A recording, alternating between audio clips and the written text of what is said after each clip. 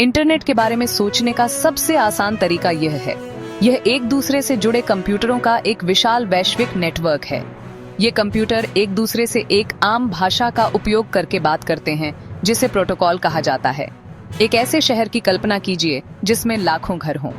हर घर एक डिवाइस है, आपका फोन, लैपटॉप या सर्वर। इंटरनेट उस सड़क प्रणाली की तरह है जो इन सभी घरों को जोड़ती है ताकि वे पत्र, पैकेज और डिलीवरी भेज और प्राप्त कर सकें। तो जब आप अपने ब्राउजर में www.google.com टाइप करते हैं तो आपका डिवाइस दूसरे कंप्यूटर, एक सर्वर को एक अनुरोध भेजता है। वह सर्वर आपकी चाही गई जानकारी ढूंढता है और उसे आपके डिवाइस पर वापस भेजता है। ये सब एक सेकंड के कुछ हिस्से में होता है। एक सर्वर बस एक शक्तिशाली कंप्यूटर है जो डेटा संग्रहित करता है और अनुरोधों का जवाब देता है। जब आप कोई वेबसाइट खोलते हैं तो आप मूल रूप से एक सर्वर से जानकारी मांग रहे होते हैं। इसे इस तरह से सोचें, आपका डिवाइस एक ग्राहक है, इंटरनेट डिलीवरी सिस्टम है, एक सर्वर रेस्टोरेंट या दुकान है। जब आप एक वेब पता टाइप करके ऑर्डर करते हैं तो सर्वर सामग्री को, चाहे वह टेक्स्ट हो, इमेज हो या वीडियो, सीधे आपकी स्क्रीन पर डिलीवर करता है। बेशक इंटरनेट एक ही बार में डेटा के बड़े हिस्से नहीं भेजता है। इसके बजाय यह सब कुछ छोटे टुकड़ों में तोड़ देता है जिन्हें डेटा पैकेट कहा जाता है। कल्पना कीजिए कि आप एक पिज्जा ऑर्डर कर रहे हैं। ये पूरा नहीं आता, इसे टुकड़ों में काटा जाता है। उसी तरह आपका YouTube वीडियो या WhatsApp संदेश छोटे छोटे पैकेट में कट जाता है। प्रत्येक पैकेट में डेटा का एक हिस्सा होता है। साथ ही यह जानकारी भी होती है कि यह कहां से आया है और कहां जा रहा है। इंटरनेट फिर इन पैकेटों को अलग अलग रास्तों से पहुंचाता है, कुछ जमीनी केबलों से, कुछ समुद्र के नीचे फाइबर ऑप्टिक्स से और कुछ सैटेलाइट के माध्यम से भी यात्रा कर सकते हैं। एक बार जब वे मंजिल पर पहुंच जाते हैं तो उन्हें फिर से जोड़ा जाता है, ठीक वैसे ही जैसे पिज्जा के टुकड़ों को वापस एक साथ रखना। आपको लग सकता है कि इंटरनेट वायरलेस है क्योंकि हम वाईफाई और मोबाइल डेटा का उपयोग करते हैं, लेकिन असल में दुनिया का अधिकांश इंटरनेट ट्रैफिक केबलों के माध्यम से यात्रा करता है, खासकर महासागरों के नीचे फाइबर ऑप्टिक केबलों से। फाइबर ऑप्टिक केबल डेटा को प्रकाश संकेतों के रूप में ले जाते हैं जो अविश्वसनीय गति से चलते हैं। ये केबल समुद्र तल पर लाखों किलोमीटर तक फैले हुए हैं जो महाद्वीपों को एक साथ जोड़ते हैं। तो जब आप भारत से अमेरिका कोई संदेश भेजते हैं तो हो सकता है कि वह आपके दोस्त के फोन तक पहुंचने से पहले सचमुच समुद्र के नीचे से यात्रा करे।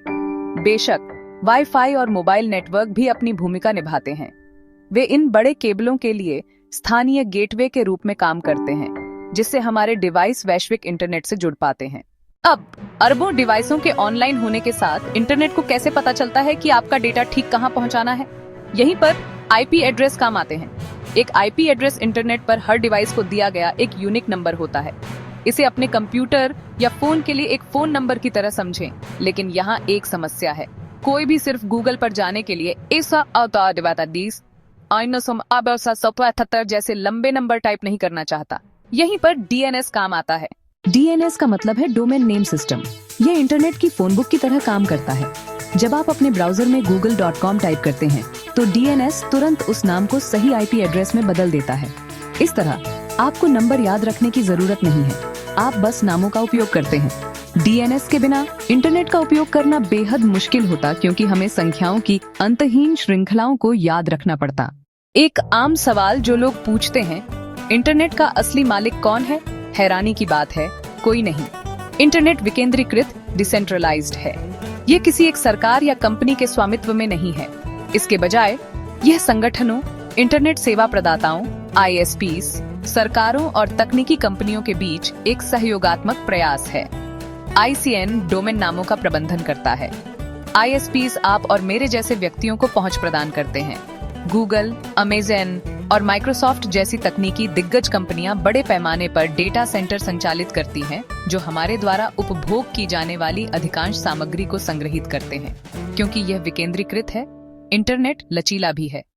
अगर एक हिस्सा बंद हो जाता है तो डेटा दूसरे रास्तों से अपना मार्ग बदल सकता है, जिससे यह सुनिश्चित होता है कि सिस्टम काम करता रहे।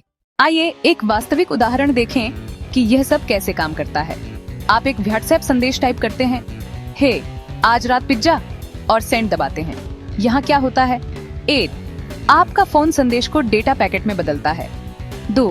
पैकेट आपके डिवाइस से वाईफाई या मोबाइल डेटा के माध्यम से निकलते हैं। 3.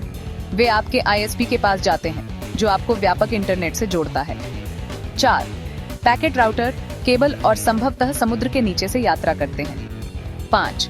वे व्हाट्सएप के सर्वर तक पहुंचते हैं। 6.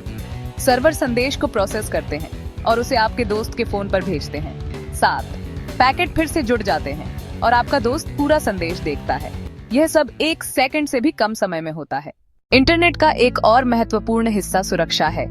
चूंकि डेटा इतने सारे नेटवर्क से होकर गुजरता है, इसलिए इसकी सुरक्षा करना महत्वपूर्ण है। इसलिए हम एन्क्रिप्शन का उपयोग करते हैं।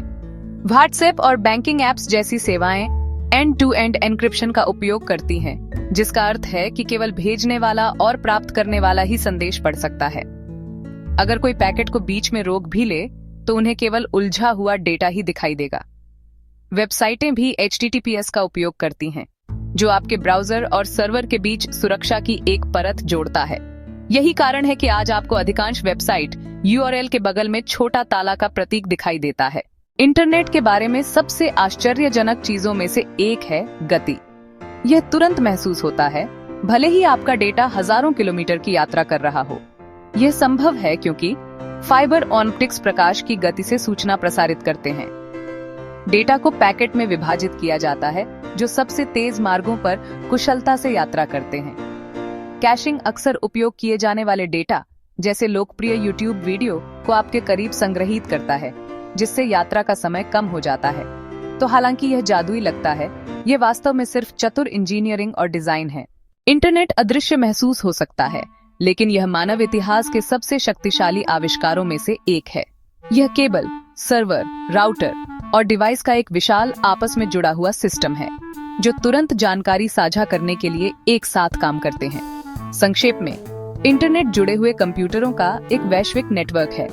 डेटा पैकेट में टूट जाता है और केबल और सिग्नल के माध्यम से यात्रा करता है। IP एड्रेस और DNS यह सुनिश्चित करते हैं कि डेटा सही जगह पर पहुंचे। सर्वर जानकारी संग्रहित और वितरित करते हैं। इंटरनेट का मालिक कोई नहीं है, यह विकेंद्रीकृत है। एन्क्रिप्शन और सुरक्षा डेटा को सुरक्षित रखते हैं। अगली बार जब आप कोई मीम भेजें, वीडियो स्ट्रीम करें या ऑनलाइन पिज्जा ऑर्डर करें, तो याद रखें, इंटरनेट पर्दे के पीछे अथक रूप से काम कर रहा है, आपकी डिजिटल दुनिया को मिलीसेकंड में पहुंचा रहा है।